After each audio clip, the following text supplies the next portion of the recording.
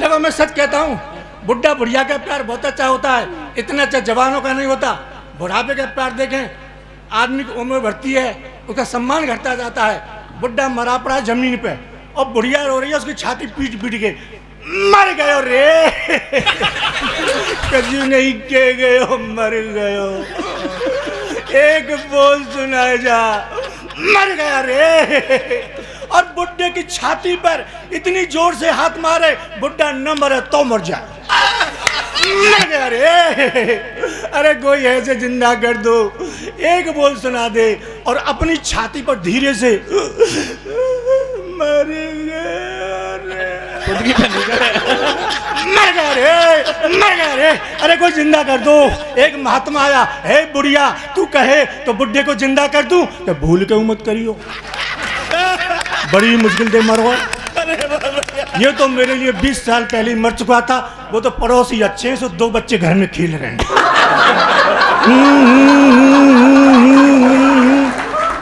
अरे मेरा दिल था वास्तव में एक चीज में, देखो मैं चुटकुले भी सुनाता हूँ और कविता और आइटम। मैं तो टेंशन बहुत बुरी चीज होती है। एक आदमी अच्छा खासा 4थी मंजिल पे घूम रहा था, दूसरा आदमी आया टेंशन दे गया, ऊपर को मुंह किया, फूल सिंह तेरी लड़की का एक्सीडेंट हो गया। अच्छा। अब तो फूल सिंह टेंशन में नीचे को उतरा, 3री मंजिल पर फूल सिंह आया, तब उसे होश आया, मेरे तो कोई लड़की है ही नहीं। और जब फूल सिंह 2री मंजिल पर आया, तब उसे होश आया, मेरी तो शादी भी नहीं हुई है। और फूल सिंह जब 100 से नीचे आया, तब उसे होश आया, मेरा तो नाम ही फूल सिंह नहीं है।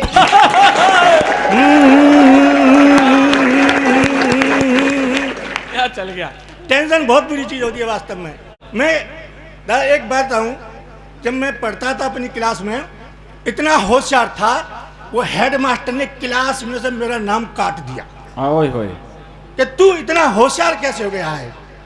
बचपन में मेरे पिताजी मुझे विद्यालय में जमा करने के लिए ले गए। अच्छा। हेडमास्टर से बोले इसे जमा कर लो। हेडमास्टर ने मेरी तरफ देखा और मेरे पिताजी से पूछा, अच्छा ये बताओ ये किसका बच्चा है। मेरे पिताजी बोले आपका ये। अब मुझे बड़ी शर्म लगी, मैं अपने बाप का और मास्टर से करे आपका।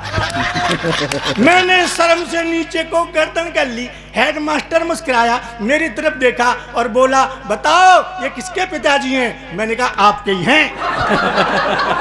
अब तो हेडमास्टर गुस्सा हो गया, ले जाओ इसे मैं नहीं पढ़ा सकता, इसे तो कोई गधा ही पढ़ा सकता है। मेरे पिताजी बोले इसीलिए तो मैं तुम्हारे पास में लेके आया हूँ।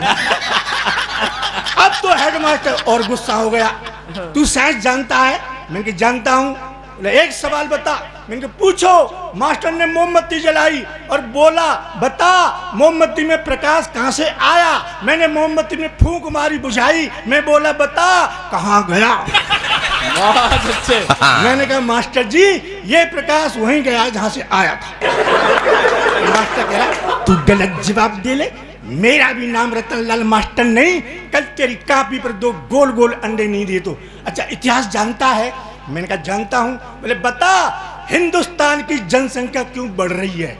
मैंने कहा मास्टर जी इसका तो तुम्हें ही पता होगा क्योंकि तुम ही शादीशुदा हो। भाई हम तो बच्चे हैं, हमें क्या पता है, तुम मास्टर हो, तुम ही बता दो हिंदुस्तान की जनसंख्या क्यों बढ़ रही है। मास्टर बोला सुन मैं बताऊं। मैंने कहा बताओ। तो सुन, इस हिंदुस्तान में 1 मिनट के अंदर एक महिला एक बच्चे को जन्म देती है, समझे। इस हिंदुस्तान में 1 मिनट के अंदर एक महिला एक बच्चे को जन्म दे रही है। मैंने पूछा मास्टर जी वो कौन सी महिला है जो 1 मिनट में एक बच्चे को जन्म देती है। बहुत अच्छे। क्या उस महिला को मुझे दिखाओगे। मास्टर बोला तेरी समझ में नहीं आ रहा है। तो मैंने कि समझाओ। समझ बेटा मेरा मतलब ये है जितनी देर में तू अपनी एक सांस खींचता है उतनी देर में हिंदुस्तान में एक बच्चा पैदा हो जाता है। तो मैंने अपनी सांस रोक ली। मास्टर बोला क्या कर रहा है। मैंने कहा एक भी पैदा नहीं होने दूंगा। तभी दूसरा विद्यार्थी आया और दूसरा विद्यार्थी कर रहा मास्टर बोला तू क्या कर रहा है कि जल्दी जल्दी गिन, मैंने कितने पैदा करके फेंक दिए।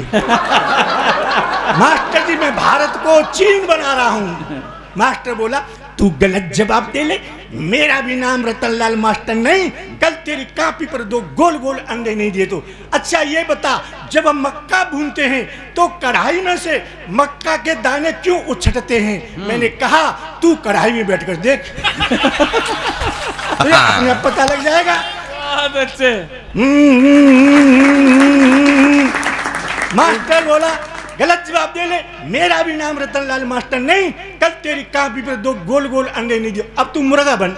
मुझे मुर्गा बना दिया, एक डंडा मारा और बोला बता तू कौन है? मैंने कहा मैं हूं मुर्गा। कौन? मैंने कहा मुर्गा। बोले बता मैं कौन हूं? मैंने तू मुर्गी। मास्टर बोला तेरे पास क्या प्रमाण है कि मैं मुर्गी हूं? मैंने कहा कल तू मेरी कॉपी पर 2 गोल गोल अंडे देगा। वास्तव में हमें टेंशन नहीं लेना चाहिए दादा, सच कहता हूं।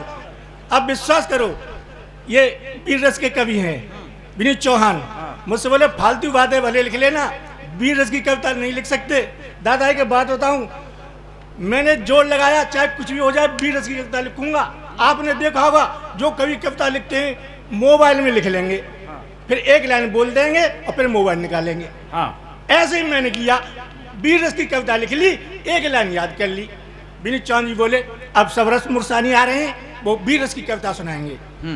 अब मुझे एक लाइन याद, मैंने आते ही कहा कविता मोबाइल में, मैं पूछ रहा हूं कब तक जारी मेरी जंग रहेगी, मैं पूछ रहा हूं। अब मोबाइल खोगो। अब श्रोता सोचेंगे आगे क्या बोले। अब मोबाइल कविता में बोलूं तो क्या बोलूं? मैंने फिर कहा मैं पूछ रहा हूं कब तक जारी मेरी जंग रहेगी, नहीं याद आया, मोबाइल निकाला, कविता निकाली, डिलीट पे उंगली रख गई। और कविता डिलीट। अब मुझे याद नहीं, मुझे गुस्सा आया, फिर मैं बोला मैं पूछ रहा हूं कब तक जारी मेरी जंग रहेगी। एक श्रोता बोला जब तक तेरी लुगाई तेरे संग रहेगी।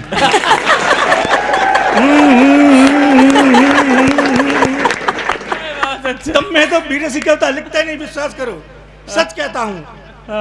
एक मैं पता है ना 3 तरह गीत गाता हूँ, एक ससुर का गीत सुन ले।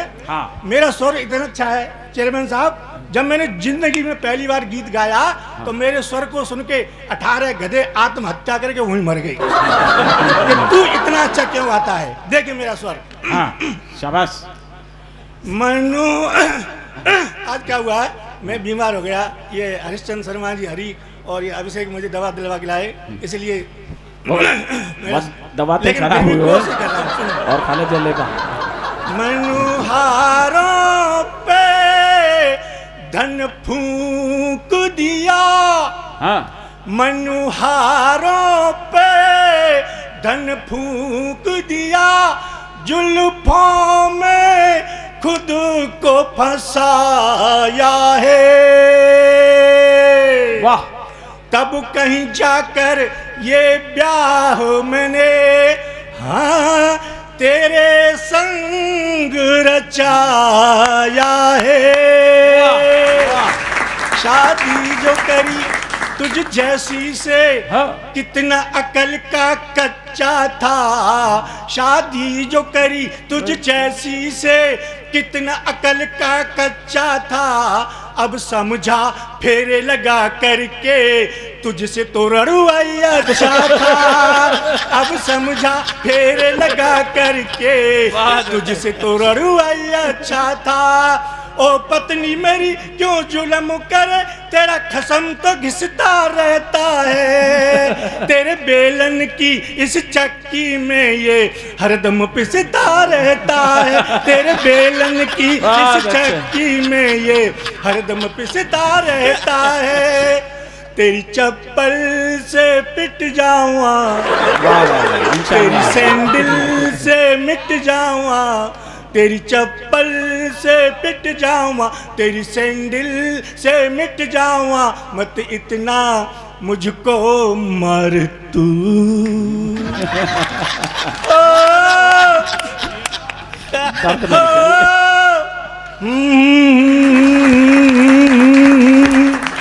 बहुत ही निज मित्रों को निज मन की व्यथा ये बंदा कभी बतला न सके। वाह। निज मित्रों को निज मन की व्यथा ये बंदा कभी बतला न सके। मुझे ऐसी रोटी खिलाती है जिसे कुत्ता तक भी खा न सके। मुझे ऐसी रोटी खिलाती है जिसे कुत्ता तक भी खा न सके। मेरे संग कुंडली जिसने बनाई उस पंडित को नहीं छोड़ूंगा। डंडे से टांगे तोड़ूंगा, पत्थर से सर को फोड़ूंगा। बहुत अच्छे। मैं 3 तरह के गीत गाता हूँ, सुर के, असुर के, ससुर के। बहुत अच्छे हो। टेंशन नहीं देता, खींच रहा था अच्छी तरह खींच, ऐसे नहीं। फोटो कहीं खींचो कि एक्सरो आएगो काड़ो काड़ो। नहीं खींच ली तो अच्छी बात है, पर एक काम करना, इसकी एक बड़ी फोटो बना लेना और अपने बेडरूम में लगा देना जाके। क्योंकि तुम सारी रात घर से बाहर रहती हो, घर में एक आदमी का रहना रात को बहुत जरूरी है। और मैं तो ये कहना चाहता हूँ कि कैमरा उसके भी पास होगा, वो कोई खास सीन खींच रहा होगा, तुम मेरी फोटो यहाँ खींच रहे हो, तुम्हारे घर कोई और खींच रहा होगा।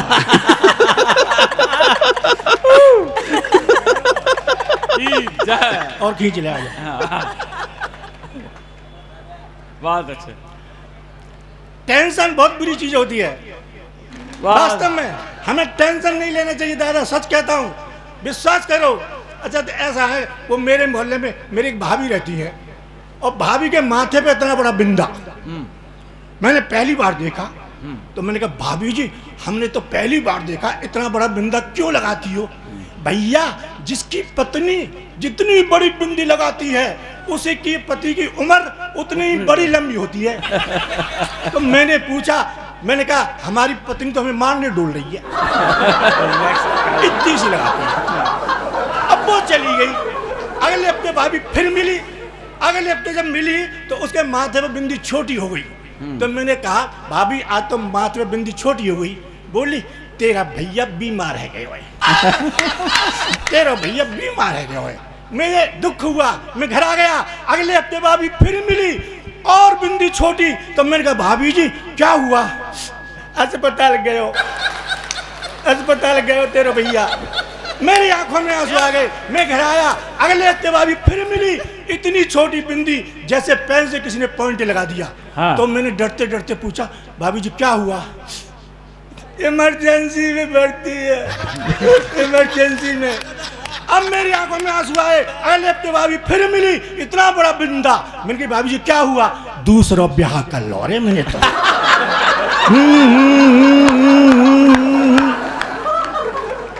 अच्छा दादा, मेरा जो साला है ना वो हकला है, हकला।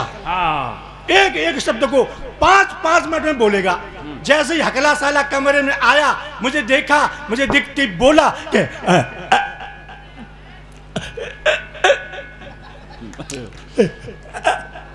मैंने कही हो गई राम राम, बैठ बैठ बैठ बैठ, बैठ। 5 मिनट में राम राम नहीं कर पाया। मैंने कहा देख बच्चे स्कूल गए, तेरे लिए खाना बनवाऊंगा, ये 100 रुपए ले, तू सब्जी लेके आ। अब वो बाजार में सब्जी खरीद रहा था, वहां एक सिपाही आ गया, अब वो सिपाही भी हकला। अब 2 हकले इकट्ठे हो गए। हकले सिपाही ने मेरे साले से टाइम पूछा, टाइम क्या हुआ है? तो मेरा साला बोला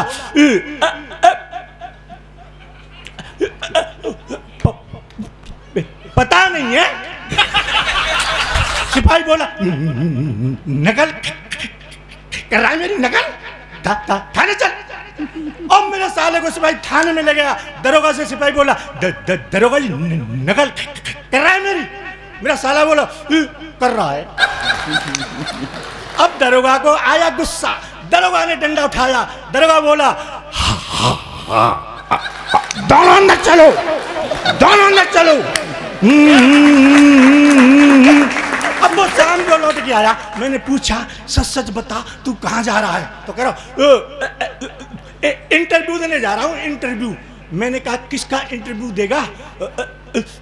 रेलवे में। मैंने कहा रेलवे में किसका इंटरव्यू देगा? अनाउंसमेंट करूंगा। हकले तू अनाउंसमेंट। तू रेलवे में अनाउंसमेंट कर लेगा? कर लूंगा। नहीं हकले तू, बोला हाँ कर लूंगा। मैंने एक वाक्य बोल, तू पास, बोला पूछ, मैंने कहा बोल, पवन एक्सप्रेस प्लेटफार्म नंबर 1 पर आ रही है, तू बोल दे और पास। तो वो कह रहा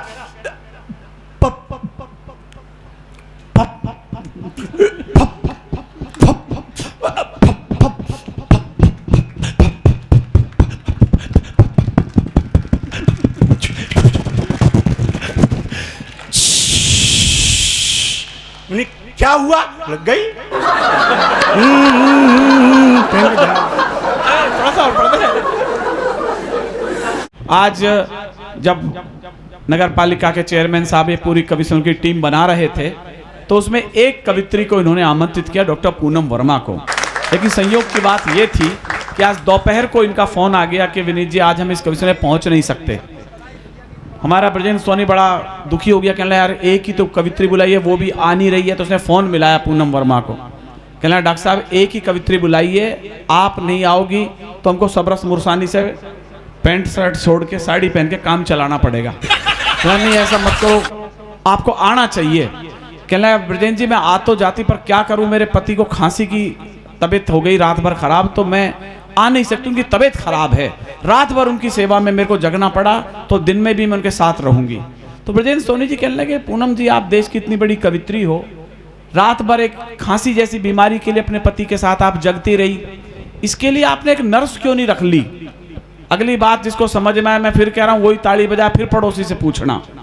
कहने लगा एक नर्स क्यों नहीं रख ली, आप क्यों जगी? कहने लगा नर्स रख रखी थी इसीलिए मेरे को भी जगना पड़ा। ताली बजाओ, जिस देर समझ में नहीं आया वो पड़ोसी से पूछो। इस कोरोना काल ने ऐसी हालत कर दी, मैं तो यही मानो तो मैं प्रिंसिपल था, हमारे कई दोस्त लोग यहाँ बैठे होंगे, तो वहाँ मैं प्रिंसिपलशिप कर रहा था, तो 2 साल बाद तो स्कूल खुले साहब, और स्कूल खुलते ही एक बुड्ढा जो है लकड़ी पकड़ के आया वहाँ पे, प्रिंसिपल साहब वो गौरी वाली मैडम नहीं दिख रही। मैंने कहा 2.5 साल पे स्कूल खुला है बुड्ढे, तेरे को गोरी वाली मैडम दिखनी चाहिए। पर दिमाग खराब मत कर, आज पहले दिन हम रजिस्टर झाड़ रहे हैं, झाड़ू लगा रहे हैं, पर्दे झाड़ रहे हैं, कल आइयो।